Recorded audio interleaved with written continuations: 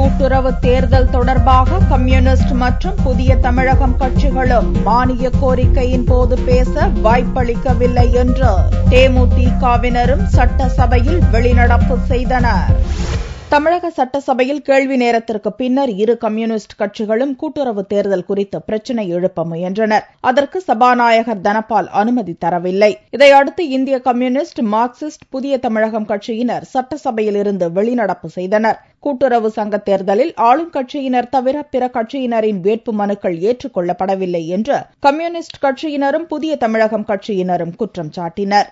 தேர்தலே நடத்தாமல் ஆளுங்கட்சியினர்கிட்ட மட்டுமே வேட்புமனுவை வாங்கிக் கொண்டு மற்ற யாரிடமும் வேட்புமனுவை வாங்காமல் அப்படியே வாங்கினாலும் கூட அந்த வேட்புமனுக்களை எல்லாம் நிராகரித்துவிட்டு அவங்க ஆளுங்கிற கட்சியின் சார்பில் அறிவிக்கப்பட்டிருக்கிற பட்டியல் டைரக்டர் இயக்குநர்கள் மட்டும் தேர்ந்தெடுக்கப்பட்டதாக பட்டியலை ஒட்டி இன்னைக்கு ஒரு மோசமான அளவுக்கு ஜனநாயக விரோதமான செயலை இன்னைக்கு இந்த அரசு செய்திருக்கிறது.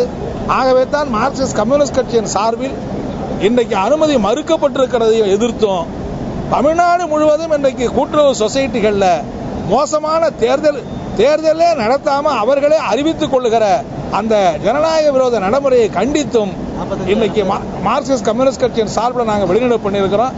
கவன ஈர்ப்பு தீர்மானம் கொடுக்கப்பட்டதை நிராகரித்து பேசுவதற்கு அனுமதி மறுக்கப்பட்ட காரணத்தினால் நாங்கள் சட்டமன்றத்தில் எங்களுடைய எதிர்ப்புகளை தெரிவித்து ஜனநாயக ரீதியாக தேர்தல் நடைபெற வேண்டும், நடைபெறாத ஒரு தேர்தலை நடத்தி கொண்டிருக்கின்றார்கள். எனவே இந்திய கம்யூனிஸ்ட் கட்சி அதை கண்டித்து வெளிநடப்பு செய்திருக்கின்றது. ஜனநாயகத்துக்கு விரோதமான முறையில் ஆளும் கட்சியினர் மட்டுமே அனுகூலமடையக்கூடிய வகையில் தேர்தல் நடைபெறுகின்றன. எதிர்க்கட்சிகளை சேர்ந்தவர்கள் போட்டியிட முடியாத அளவிற்கு தடுத்து நிறுத்தப்படுகிறார்கள். 0 அவரில் நாங்கள் கேள்வி எழுப்பினோம். இது குறித்து விவாதிக்க வேண்டும் என்று அவையில நாங்கள் கேட்டபொழுது இதற்கு அனுமதி மறுக்கப்பட்டது. எனவே அனுமதி மறுக்கப்பட்டதை கண்டித்து இன்று புதிய தமிழகம் கட்சியின் சார்பாக நாங்கள் வெளிநடப்பு செய்திருக்கிறோம். இதைத் தொடர்ந்து வேளாண் துறை தொடர்பான மானிய கோரிக்கையின் மீதான விவாதம் நடந்தது. அப்போது தேமுதிக எம்எல்ஏ சாந்தி பேசிக் கொண்டிருந்தார். அமைச்சருக்கும் தேமுதிக எம்எல்ஏவுக்கும் காரசாரமான விவாதம் நடந்து கொண்டிருந்த போது தொடர்ந்து சாந்தி பேச சபாநாயகர் அனுமதி தரவில்லை. இதற்கு எதிர்ப்பு தெரிவித்து தேமுதிகவினர் வெளிநடப்பு செய்தனர்.